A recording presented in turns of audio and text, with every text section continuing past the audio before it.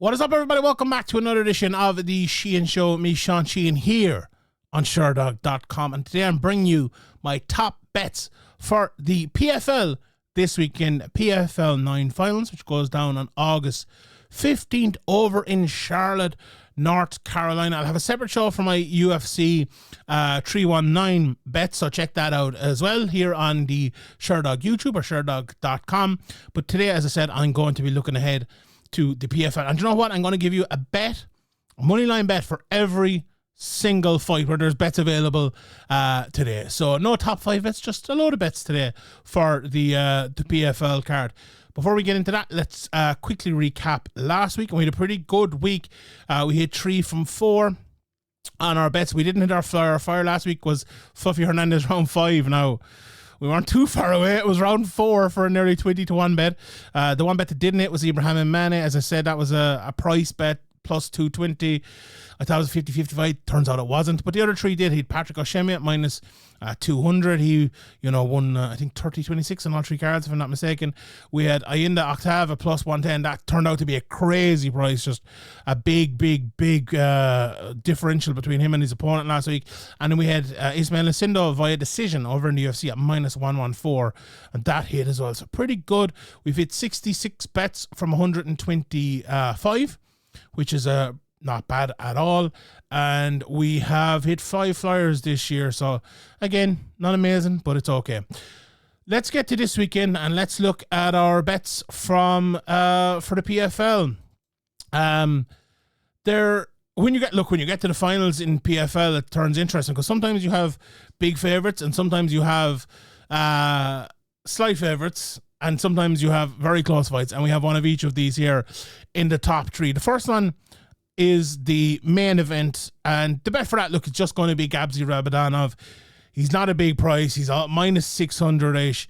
The props for the PFL always come out very, very late. If I was to throw a prop out to you without seeing the price sight unseen, I think this fight's going to go a little bit longer. Like, if there was an over 1.5 rounds, over 2.5 rounds, obviously these are 5-round fights as well, that would be something I would be looking at here, because I think Alfie Davis is very, very tough, and he's a good fighter. I interviewed him a couple of weeks ago, and, there's belief. There's we had a YouTube short out there about it, where with me talking about Alfie and the way he believes, and there's no doubt about it.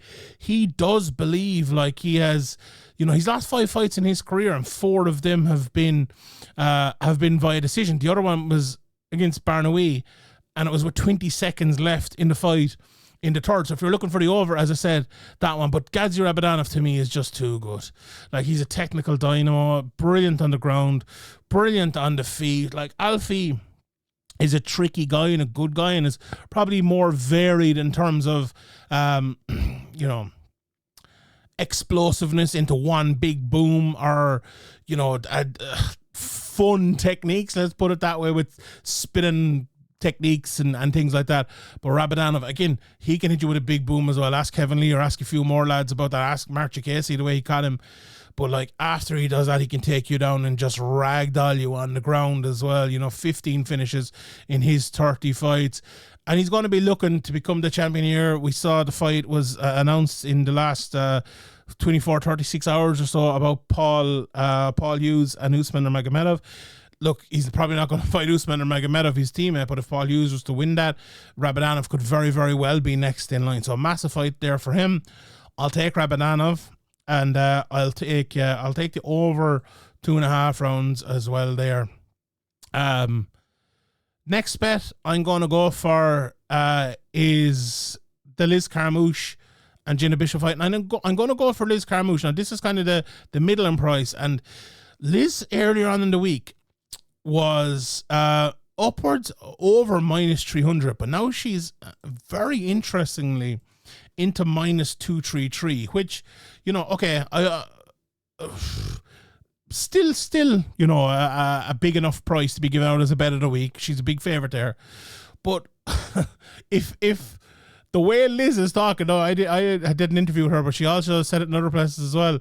She made mincemeat, basically, she's been saying, of Jenna Bishop in training, and again, Jenna very, very good on the ground, very good wrestling and all of that. But Liz has shown over the years that her ability against people like that is really, really, really good. And even when she does get maybe hurt by the wrestling or the grappling, she can find her way back. She can win via decision, she can win via submission and different things like that. If she is taken down, is she going to be able to pounce back up? Like Liz Carmouche's physical ability has gone to a different level this year, and she spoke about an interview I did with her as well. Feel free to check that out on the Sherdog YouTube, where she's a new trainer, and she looks an absolute different level altogether. And Jenna Bishop, I think, is going to find it very, very tough. Like, just to check the Bishop price there, it's plus 190. Would I take her at that? It would have to be probably upwards of not even that, I think, but upwards of plus 300, I think. She's a good fighter. She's a good wrestler.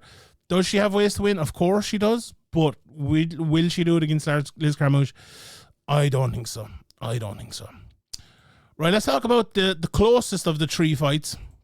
And that is the 135-pound finale between Justin Wetszel and Marcirley Alves.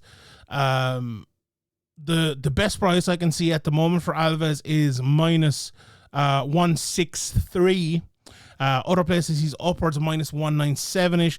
Wetzel's around the plus 165, might get him upwards of plus 180-ish. I'm going for Alves. Let me just check the price I have for you again there. Minus 162. It's it's one of those bets that the more I think about, I did a previous show during the week, and if you haven't checked that out, please do. And I was very kind of humming and hawing about it, but I actually spoke to a few betting people about this actually today, and both of them said to me, Alves. And the more I thought about it, the more I think Alves as well. I just think that power he has, like, they're both southpaws, but like his jab, it's just so good, I wonder, will Wetzel's ability to push people back and be awkward make as much of a difference in this fight with Alves because of that jab, because he'll be able to control it? Like, he controlled the place unbelievably well against Ego, and threw that big left hand afterwards. Like, will Wetzel be able to deal with that is my thing, and will he be able to deal with the power also? I would favour Alves on that. I just think he's a very, very, very good fighter. I like him. I like him a lot, really. He's only 26 years of age as well. Wetzel is a little bit older, obviously at 33, and Egon Hadley's very good. I said on the podcast weekend, maybe a little bit unfair, you beat Egon Hadley, you should be the favourite. Look, his opponent beat Kasimov and Mando Gutierrez. Especially Kasimov, no joke whatsoever. So that was a little bit unfair maybe out of me, but I like Alves an awful lot. The guys he's lost in the last few years, Kasimov is the only guy he's lost in his last 6 fights. He's a very, very good fighter. I just think this might be his time. At 26, in your 19th fight, you have 10 knockouts out of 18 so far. I think it might be the time for Alves, and I like that price as well at minus 163. Very similar pricing at minus 162 is Mads Burnell in his fight against Robert Watley. Now again, I'm giving you a bet from every fight. But if I was giving you 5 bets, I'd probably not give you this one because I divide it. Because Mads Burnell to me blows hot and cold. He's 20-7. Lost to JJ Wilson last time out. Beat Espinoza and Clay Cotter before that. Lost to Dufort. Beat Weichel and Gonzalez. Like the Pedro Carvalho loss, I have a lot of respect for Pedro, but that's a fight, that Burnell shouldn't be losing. But then, he beats a guy like Saul Rogers when Saul was at the top of his game, and beat Emmanuel Sanchez, and, had an unbelievable run back in Cage Warriors in the day. And, coming in against Robert Watley, who's 35 years of age, 18 fights into his career, fought in PFL 3 times, ended up going 1 and 2. He could easily have been written off. He kind of, I don't know if he retired or what happened to him, but he didn't fight for 4 years, and he's bouncing back here. Like, I watched a bit of him, and he's a good fighter. He's well-rounded, very good on the ground, but is he good enough on the ground if Burnell gets it there? Now, Burnell, for a guy that good to only have 9 submissions in 27 fights, been submitted 3 times himself. It's probably not the best record, but Burnell on his day can be a real boogeyman. And I feel like Friday is going to be his day. I don't know why, but again, that price is probably a good price. If we're gonna, actually, he's minus 148 now. I'm just looking; it's been updated here. Minus 148. That would make me a little bit more comfortable. So, definitely my pick there, but not with the greatest amount of assurity as we normally would see.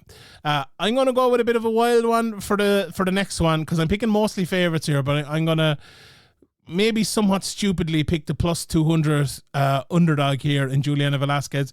Even though she did lose to her opponent, Katerina Shaklova, only back in April.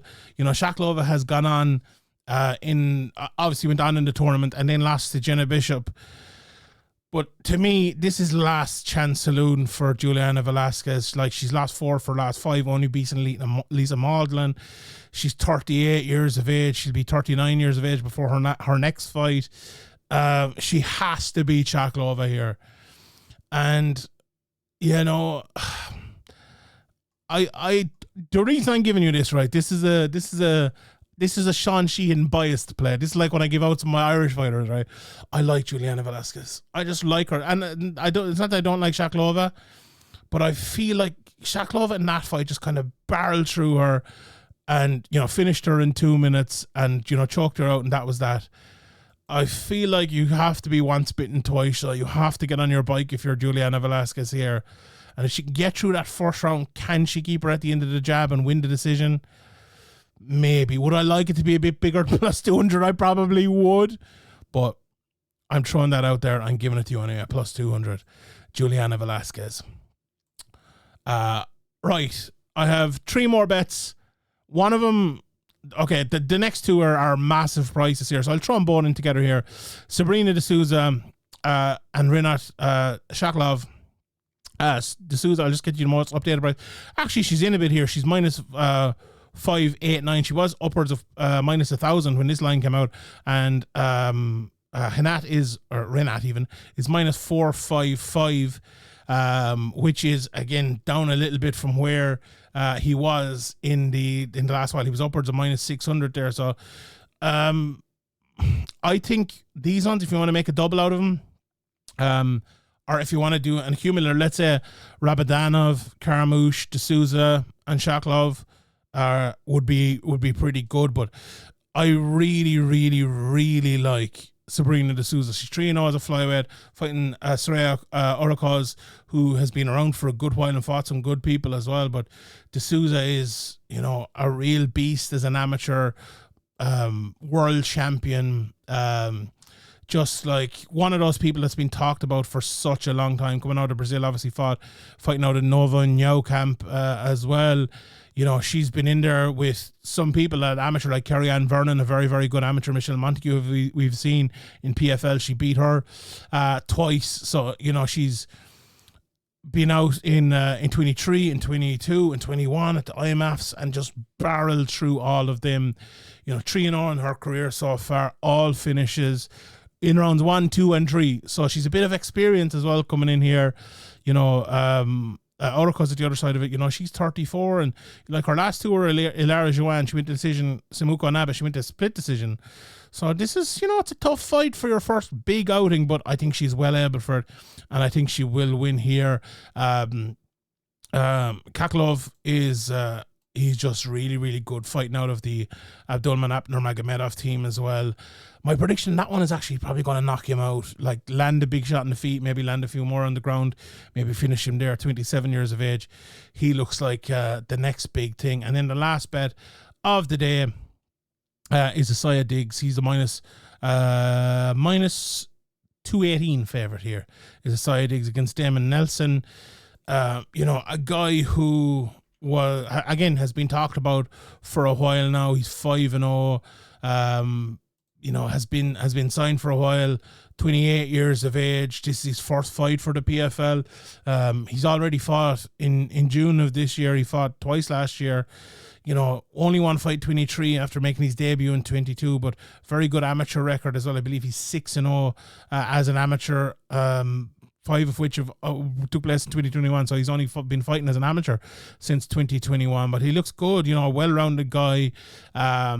all these fights have been won by decision, if I'm not mistaken, so far. So you could maybe expect another one here if you're looking at props. So yeah, those are the bets for PFL this week. Let me just quickly recap them. Rabadanov minus 649, minus 233 for Carmouche. Alves at minus 163, Burnell at minus 148, plus 200 for Juliana Velasquez, and then we have De Sousa at minus 589, minus 455 for Renat, and we have a side Diggs at minus 218. Those are your picks for the fight. Those are your bets. My name is Sean Sheehan for Sherdog.com. Please bet responsibly. We'll see you all next time. Good luck.